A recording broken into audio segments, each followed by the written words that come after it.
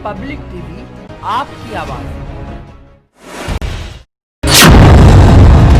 BJP शासित राज्य मध्य प्रदेश में ही क्यों किया सरेंडर? यूपी से दिल्ली, हरियाणा और मध्य प्रदेश कैसे पहुंचा विकास दुबे? दिल्ली में विकास दुबे ने क्यों नहीं किया सरेंडर? सरेंडर के लिए विकास दुबे ने मंदिर को ही क्यों चुना? क्या है विकास दुबे के सरेंडर का मास्टर प्लान? पंडित विकास दुबे एक ऐसा नाम जो 2 जुलाई की रात से देश के हर नागरिक की जुबान पर था। हर किसी का सवाल था कि आखिर विकास दुबे कब गिरफ्तार होगा। गिरफ्तारी के नाम पर यूपी पुलिस ने जो किया वो उसी के लिए गले की फांस बन गया। यूपी पुलिस के खुफिया तंत्र को फेल साबित कर विकास दुबे ने खुद को मध्य प्रदेश के उज्जैन में पुलिस के हवाले कर दिया। ऐसे में सवाल इस बात का है कि विकास दुबे ने बीजेपी शासित राज्य को ही क्यों चुना। सवाल ये भी है कि विकास दुबे ने मंदिर में ही सरेंडर का प्लान क्यों बनाया। आखिर विकास दुबे यूपी से दिल्ली, दिल्ली से हरियाणा और हरियाणा से मध्य प्रदेश कैसे पहुंचा। सवाल ये भी है कि ज्यादातर राज्यों में कोरोना की वजह से नाइट कर्फ्यू चल रहा है, तो फिर रात में जब विकास दुबे यात्रा कर रहा था, पुलिस की चौकसी भी बताई जा रही है, तो फिर हरियाणा से मध्य प्रदेश जाते वक्त इन राज्यों में पुलिस ने विकास दुबे को क्यों नहीं पकड़ा। ये वो सवाल हैं जो हर किसी के जहन में कौंध रहे हैं। ऐसे में आइए एक एक कर जानते हैं हर सवाल का जवाब और विकास के मास्टर प्लान की हकीकत। जब से विकास दुबे फरार हुआ था तब से कई नेताओं पर उसे संरक्षण देने के आरोप लग रहे थे। विपक्षी दल कांग्रेस हो या फिर बीएसपी या फिर समाजवादी पार्टी, सभी ने बीजेपी के नेताओं पर विकास दुबे के साथ मिलीभगत के आरोप लगाए।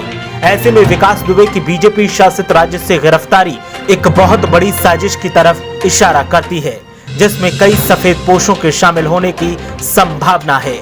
विकास दुबे चाहता तो दिल्ली में भी सरेंडर कर सकता था, लेकिन उसे पता था कि दिल्ली में सरेंडर करने पर उसकी जान को खतरा रहेगा।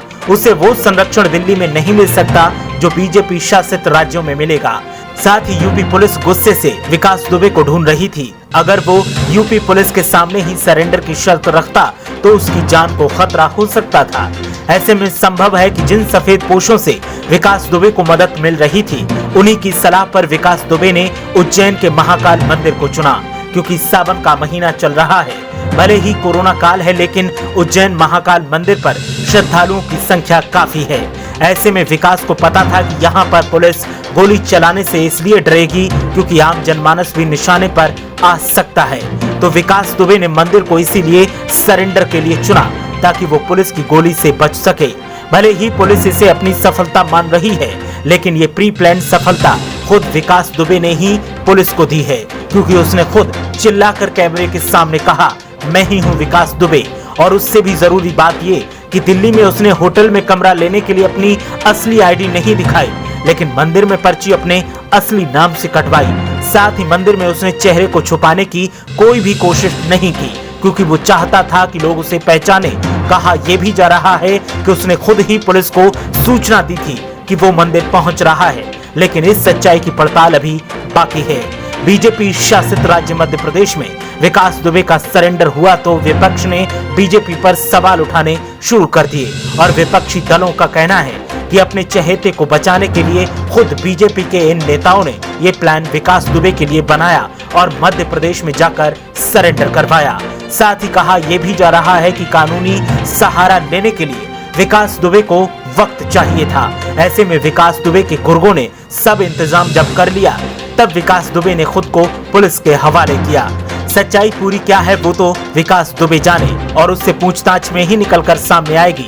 लेकिन अब विकास दुबे के उन सफेद पोश साथियों को अपनी कलई खुलने का डर सता रहा है जो उसकी मदद पल पल कर रहे थे, ये जानते हुए भी कि ये अपराधी है और बच नहीं पाएगा, कानून के शिकंजे में जरूर आएगा। पब्लिक टीवी आपकी आवाज।